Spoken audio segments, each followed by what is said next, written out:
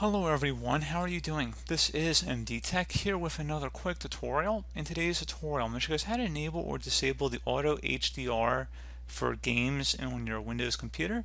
So this is just an imaging technique that the images are reproduced to produce better image quality over the original.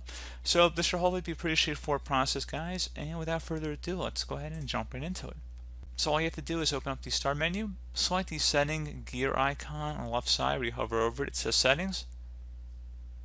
Select the System tile, and then select Display. On the right side, you'll go underneath Windows HD Color, get a brighter and more vibrant picture for videos, games, and apps that support HDR. You want to go click on the Windows HDR color settings.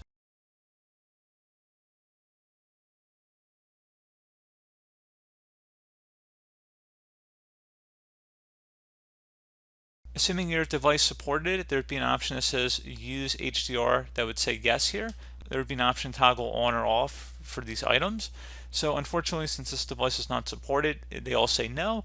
Otherwise, at this point, you go ahead and toggle them to the yes position.